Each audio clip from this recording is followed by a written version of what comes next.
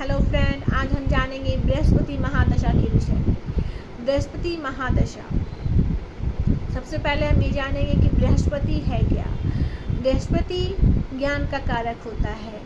बृहस्पति जन्म पत्रिका में संतान, पति, शिक्षा, धन, धान्य, सौभाग्य का कारक होता है। अगर हम कहें कि बृहस्पति के पास कुंडली की 90% कारकत्व है तो ये कहना गलत नहीं होगा। दोस्तों, बृहस्पति महादशा धनु जातकों के लिए, मीन जातकों के लिए, वृश्चिक जातकों के लिए अत्यंत श्रेष्ठ साबित होती है। तुला और वृषभ में ये कुछ कष्टकारी होती है। मकर में भी ये उतना अच्छा फल नहीं देती जितना कि धनु के जातकों के लिए होती है। तो सबसे पहले हम जानेंगे बृहस्पति महादशा में बृहस्पति का अंतर कैसा होता है। बृहस्पति महादशा में बृहस्पति का अंतर सुख सौभाग्य लेकर के आता है। धन धान्य में वृद्धि, विवाह के योग्य लोगों की विवाह हो जाते हैं, संतान के इच्छुक लोगों की संतान प्राप्ति होती है। इसके अत्यंत शुभ फल कहे गए हैं। बृहस्पति की दशा में इसके बाद शनि का अंतर आता है। शनि का अंतर कुछ कष्टदायी होता है। अगर शनि की प्लेसमेंट आपकी जन्म कुंडली में सही है, स्वराशि है, तो ये तो धन धान देने वाला हो जाएगा। लेकिन अगर ये उचित प्लेसमेंट में नहीं है, इसका संबंध अगर 6, 8, 12 से है तो आपको अस्पताल के चक्कर काटने पड़ सकते हैं, किसी नशे के आप शिकार हो सकते हैं, पैसे हॉस्पिटल में खर्च हो सकते हैं इत्यादि ऐसे परिणाम देखे गए हैं। अगर प्लेसमेंट इनकी सही है तो ये गोचर इनके लिए श्रेष्ठ साबित होता है। इसके बाद बृहस्पति में बुध का अंतर आता है। बुध का अंतर व्यापार में वृद्धि देने वाला होता है। व्यापार में प्रगति होती है, आपको प्रमोशन की प्राप्ति होती है, आप उच्च पद में आसीन हो सकते हैं। अनेकों मांगलिक कार्यक्रम बुध के अंतर्दशा में होता है। लेकिन अगर बुध की प्लेसमेंट सही नहीं है दोस्तों, तो आपको कष्ट भी देखने पड़ सकते हैं। बुआ मौसी से संबंध खराब हो सकते हैं, व्यापार में नुकसान हो सकता है। इसके बिल्कुल विपरीत, मतलब जितना मैंने अच्छा बताया उसके विपरीत परिणाम आपको मिल सकते हैं। बुध के बाद बृहस्पति में केतु का अंतर आता है। बृहस्पति में केतु का अंतर आपको अध्यात्म से जोड़ता है। आप आध्यात्मिक हो जाते हैं, एक तरह से आपके मन में वैराग्य उत्पन्न हो जाता है, आप एकांत रहना पसंद करते हैं। केतु की प्लेसमेंट अगर सही नहीं है तो कहीं चोट चपेट लगने की संभावना होती है इत्यादि परिणाम देखे गए हैं। केतु के बाद शुक्र की अंतर्दशा आती है।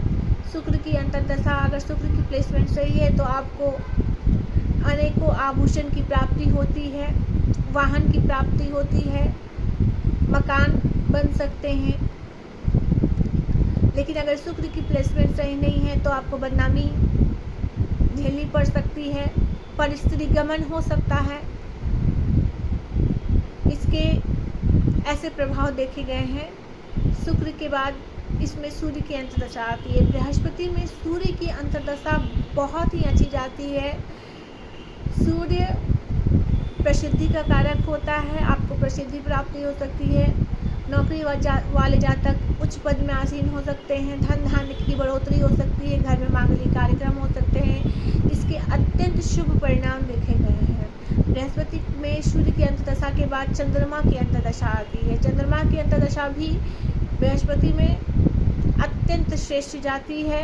स्त्री प्राप्ति के योग बनते हैं, विवाह इच्छुक लोगों के विवाह हो सकते हैं, स्त्री संतति की प्राप्ति हो सकती है, आपको आभूषणों की प्राप्ति हो सकती है, प्रमोशन मिल सकते हैं। अनेकों शुभ परिणाम हैं चंद्रमा के अंतर्दशा में। चंद्रमा के बाद मंगल की अंतर्दशा आती है। बृहस्पति में मंगल की अंतर्दशा ये भी अच्छी ही जाती है। मंगल की प्लेसमेंट अगर सही है तो आपको व्यापार में वृद्धि, घर में मांगलिक कार्यक्रम होते नजर आते हैं।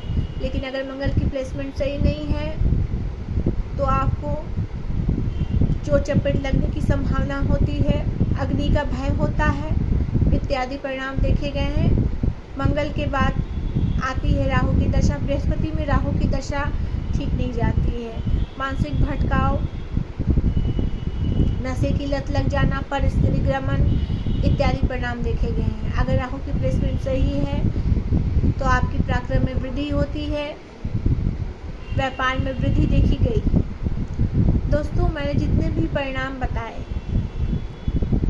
सबसे पहले बृहस्पति महादशा जिन जातकों की चल रही है, मैं उनसे स्पेशल कहना चाहती हूँ कि जब तक आप अपने आप को बृहस्पति के अनुकूल नहीं ढाल लेते, तब तक आप इसके शुभ परिणाम नहीं देख सकते। बृहस्पति के अनुकूल का तात्पर्य है भोजन में सात्विकता, आचार विचार में सात्विकता, किसी का बुरा नहीं चाहना, किसी को चोट अनजाने से भी चोट चपेट न पहुंचाना, साधु ब्राह्मणों की सेवा करना, उनका आदर करना, गरीबों को दान देना यथाशक्ति, बच्चों को किताबें पुस्तकें का उपलब्ध करवाना, ये सब बृहस्पति को अनुकूल बनाने के कुछ टिप्स। अगर आप इनके विपरीत कार्य करते हैं तो बृहस्पति अच्छा होकर के भी आपको अच्छा परिणाम नहीं देते हैं। तो दोस्तों, आज की श्रृंखला यहीं पर समाप्त होती है। हमारे YouTube चैनल को लाइक, शेयर और लगातार कमेंट भेजते रहें।